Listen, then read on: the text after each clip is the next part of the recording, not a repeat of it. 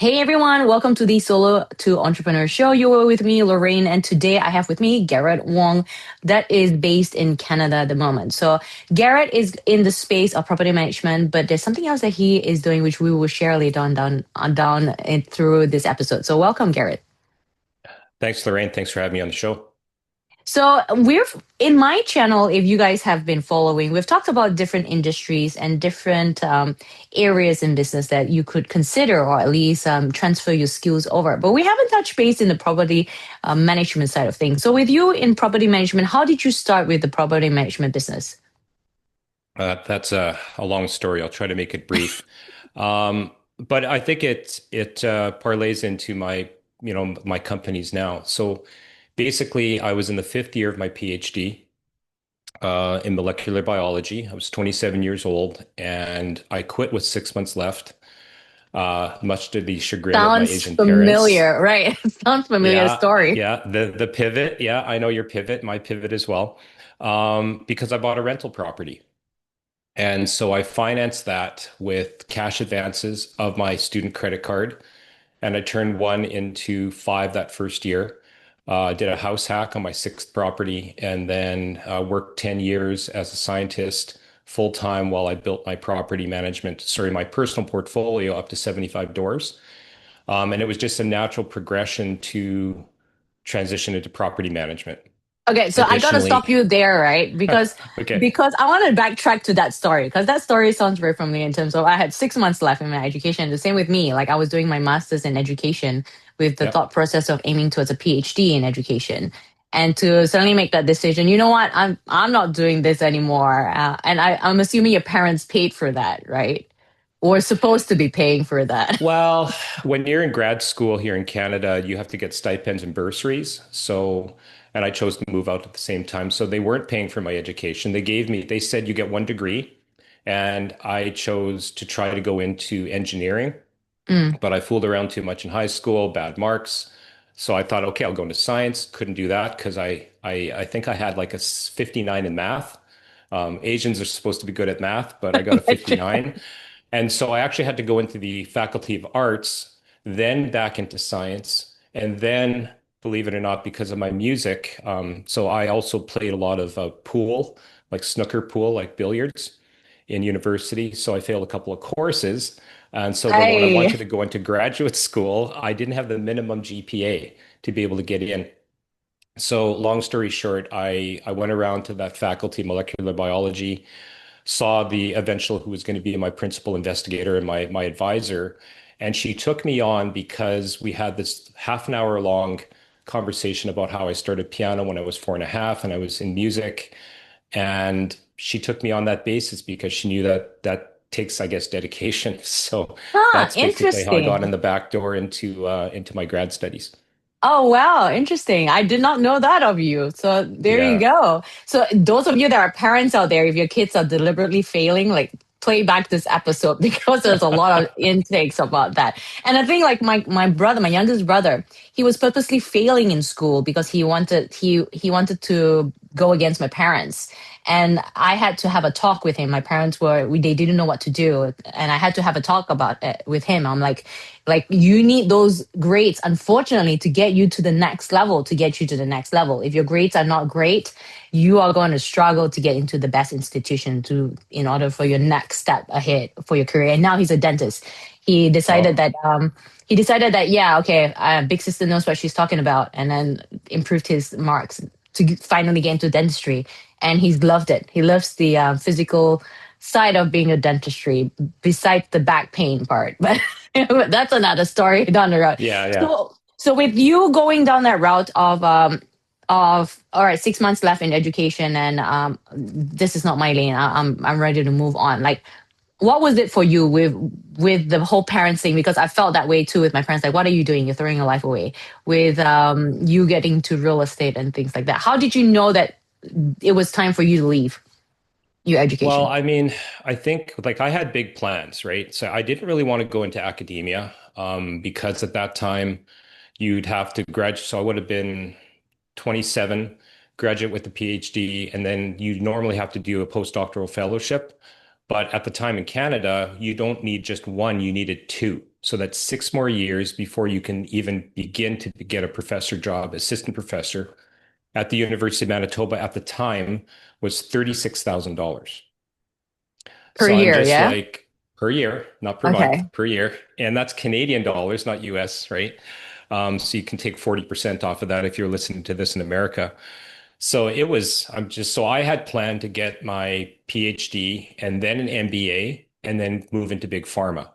But my parents had a Chinese restaurant. And anyways, it's another long story. My dad had trouble with the landlord, Mm. and the landlord was going to kick them out, raise the rent, all that kind of stuff. And my dad basically bought a commercial building 3 blocks down, and I didn't even know how he was able to do that. And what got me hooked on real estate at the time when I was 27, I found out that he basically had these two really lousy C-class duplexes that he essentially traded in for the down payment and saved the family Chinese restaurant.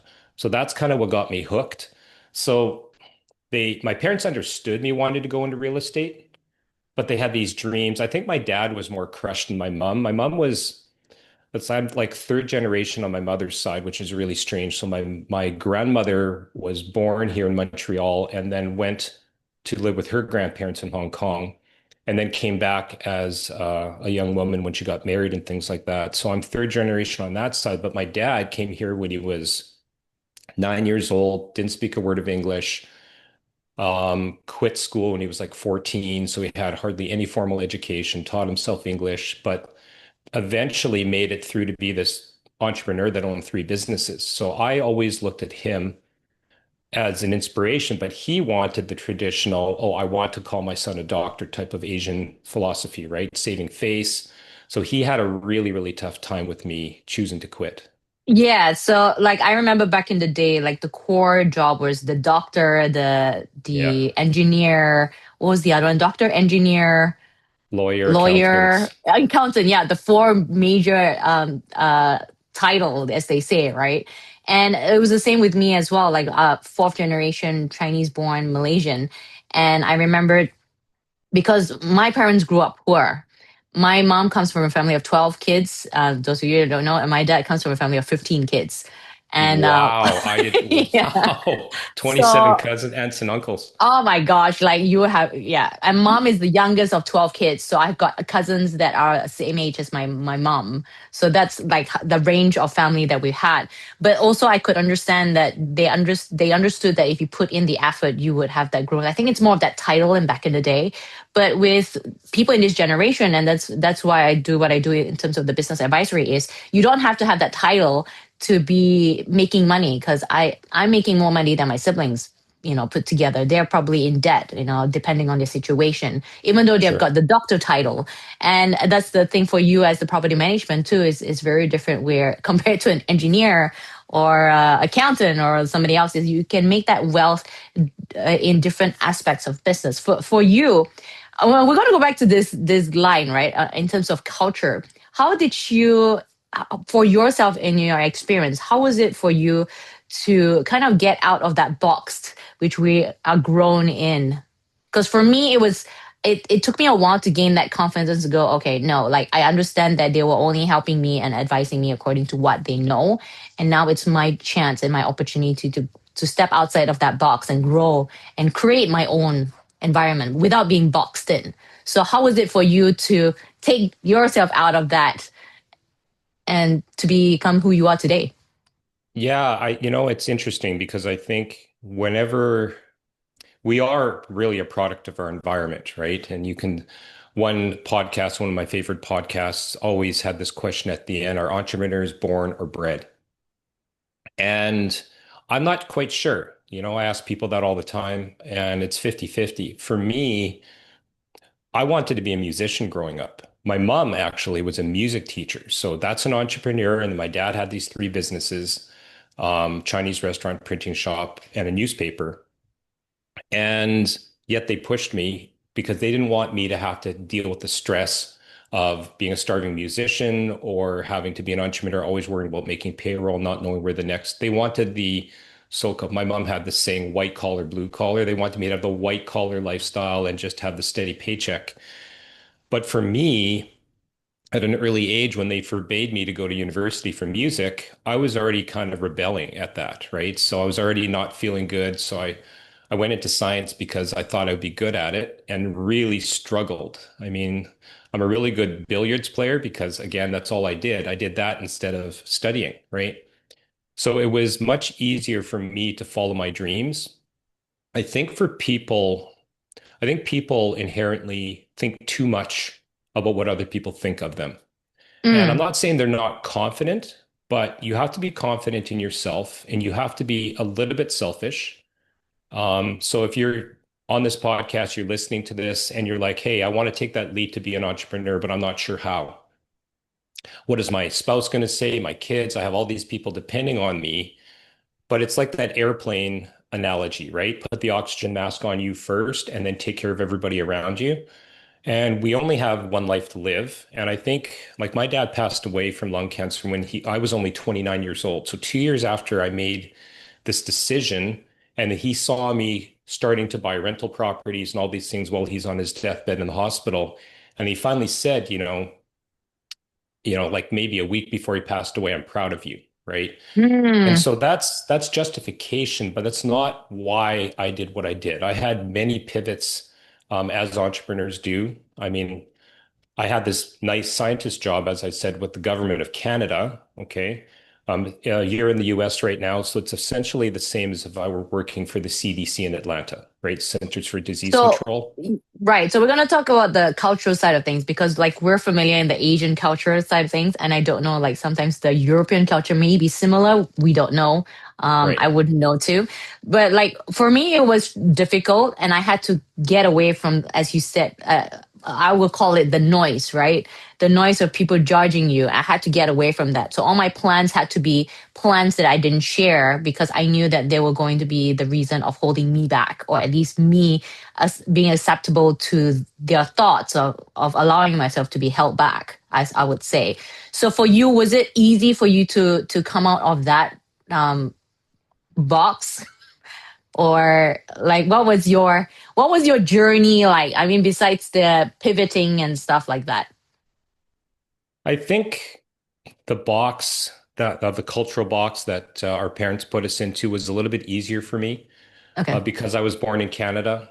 I had Western friends. I was raised on the Eastern culture. So I was always having this struggle back and forth, yin and yang, if you will, right? Yeah. Of, oh, I have to obey my parents, and yet I want to go out and play with my friends and do other things. And yet I was studying music 3 hours a day. I pounded the piano every single day from the time I was 4 until I was 17, right? That was just my habit. So to break those cultural handcuffs, if you will, I think it was a little bit easier for me because there weren't really any consequences. All I could see was the path. But at the same time, it's also my personality, right? I mean, Mm, I am left brain, but I do dream a lot. I have these like big visions, me. big ideas, right?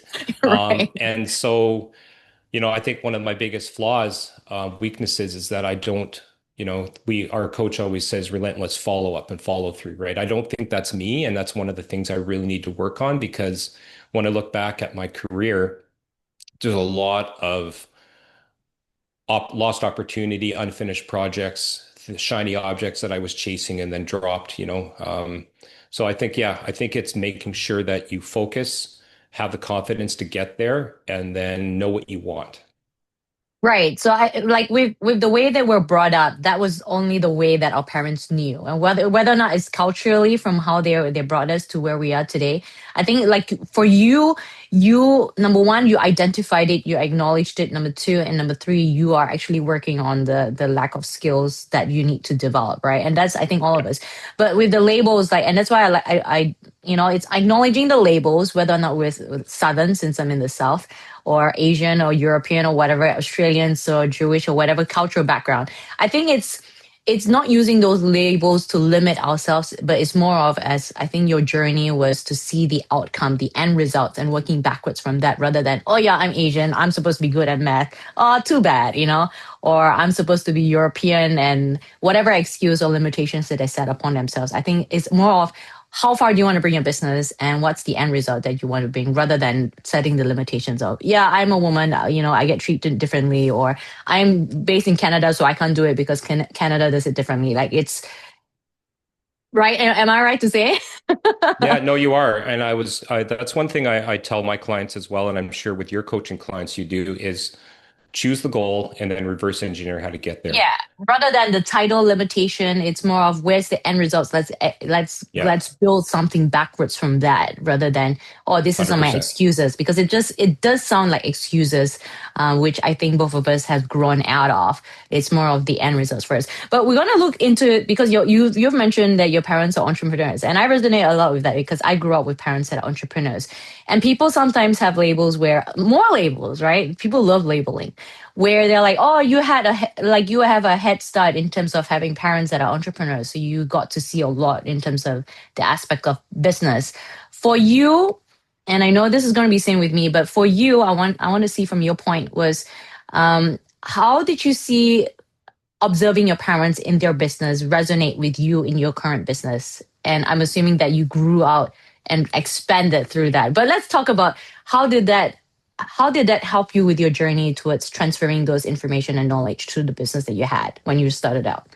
Yeah, I think there's positives and negatives, Lorraine, because I mean, I'll just go back to even the Chinese restaurant, because I think that was where I spent like my teenage and adult years, and then eventually managing that restaurant.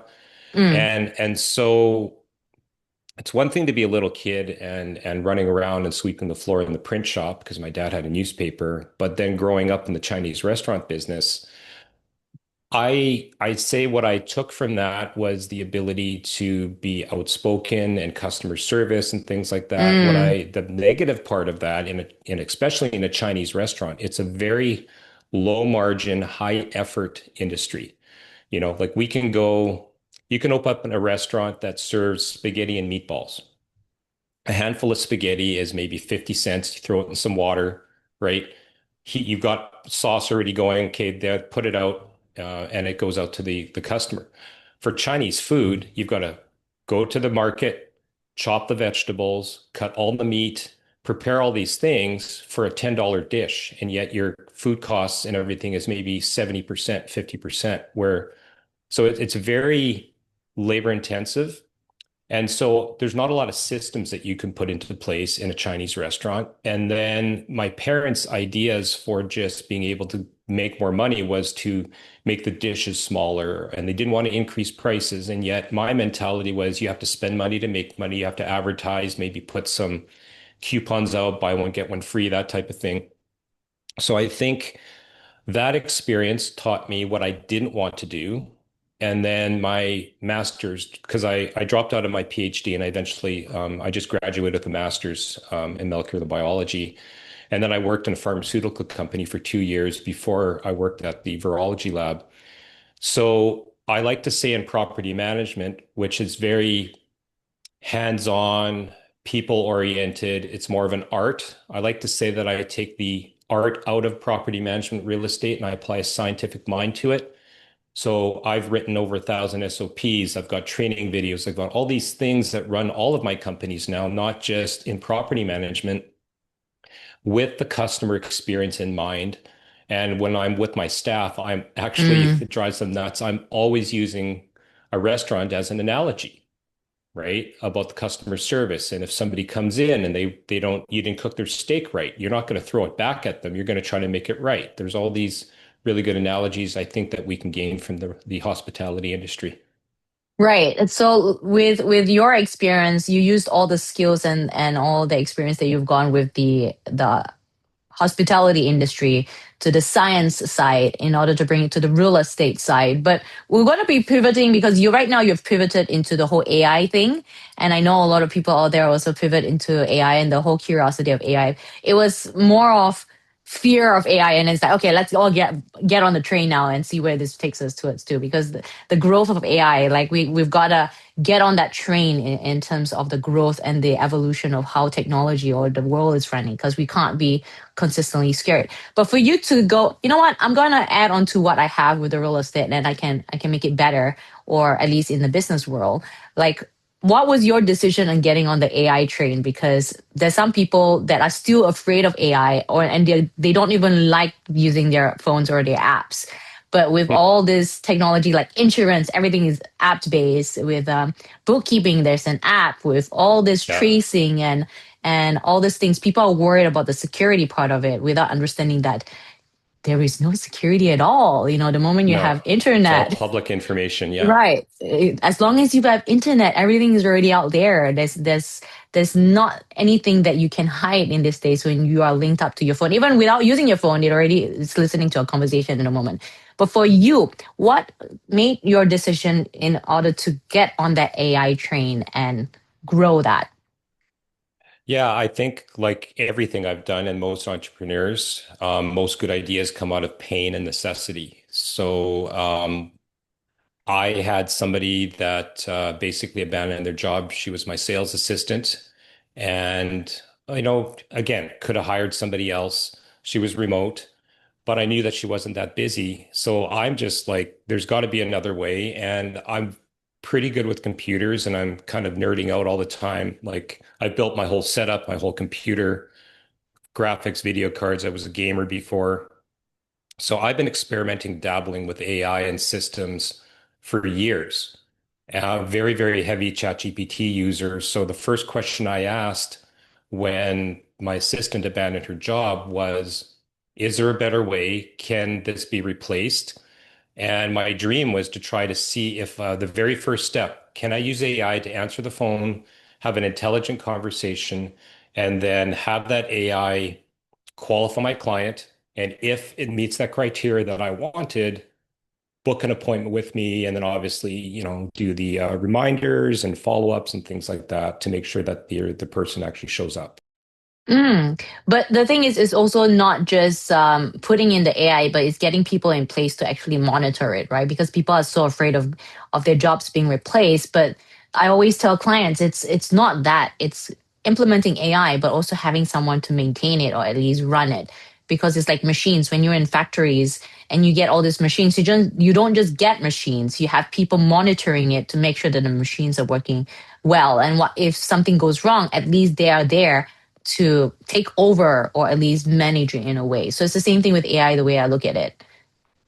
Yeah, I would say that I don't look at it that AI is that I'm replacing people with AI. I look at it that I'm making my company more efficient so that I can afford to pay the A players in my company more money to be able to do more transformational things rather than transactional. That's where I see AI and moving towards, again, right now, like from launch to as of this recording, last week we had an idea to offer our real estate clients and realtors. I have a lot of realtor real estate clients that we're providing AI implementation services from start to finish virtual staging platform. 1 week from conceptualization to using AI to do the coding to getting a custom app built and then launch and completely full stack. Everything's working. And of course, now we're testing with beta, but I mean, it's basically gone live already in a week and a half. You couldn't have done that before.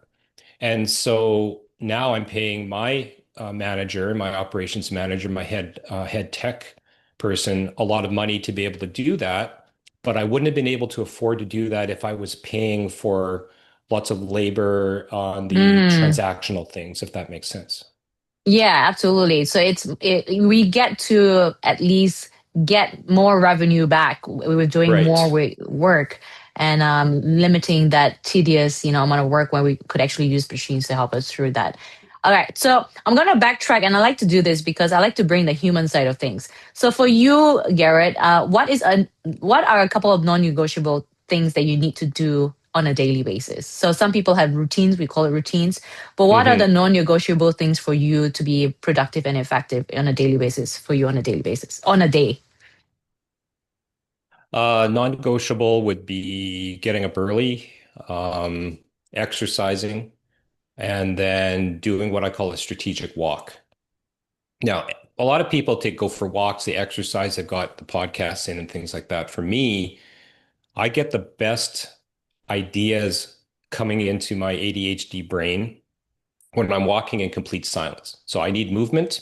And of course, that's good anyways. But keep in mind, I said I already exercised.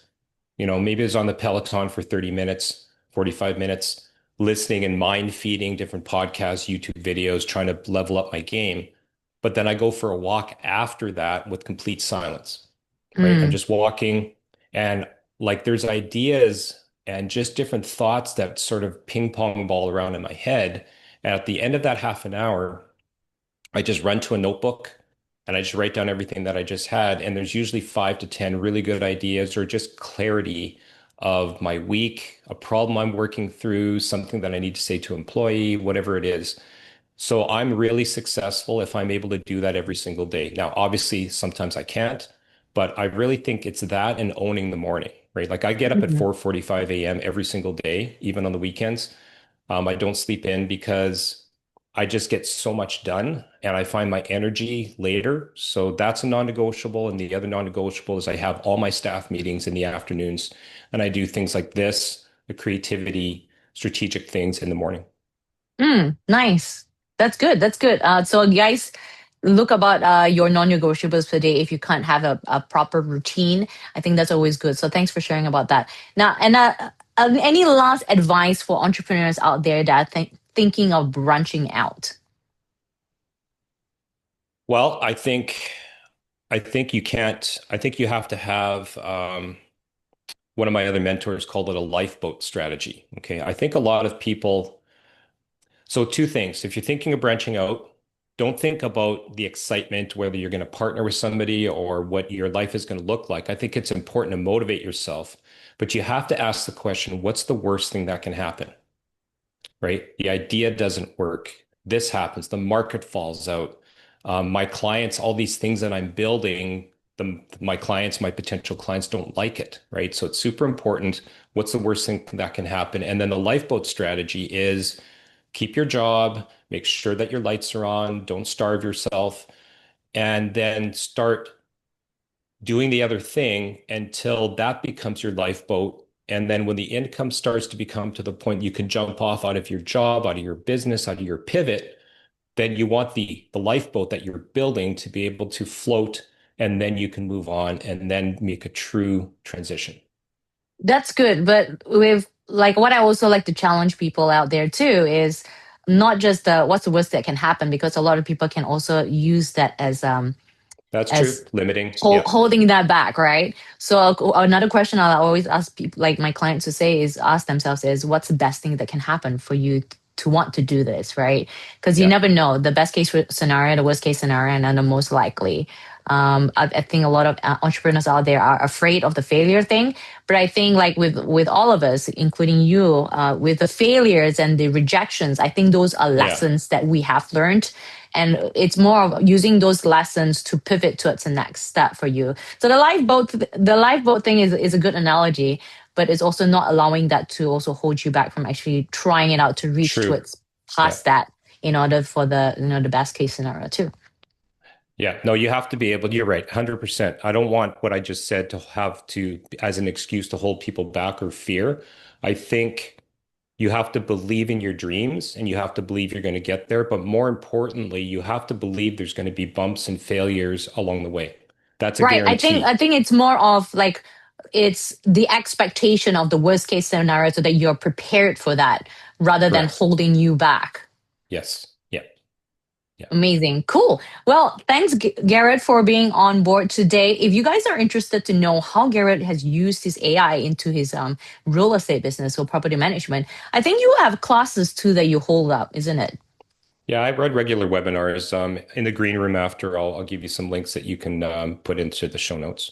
Absolutely. So, guys, I will put on the links and the descriptions, the information on the descriptions below. So, get a hold on Garret, follow him on social media, follow through his journey in the real estate business and his AI growth there. And you never know, you can bring your business up to the next level, especially you guys that are in the real estate world. So, other than that, Garret, thank you for coming on today and spending some time with us and sharing your knowledge and your expertise and your journey. And guys, if you like this episode, please do like, subscribe, and share it with those people out there that knows that you know that could benefit from this. All right. Thanks for having me on the show, Lorraine.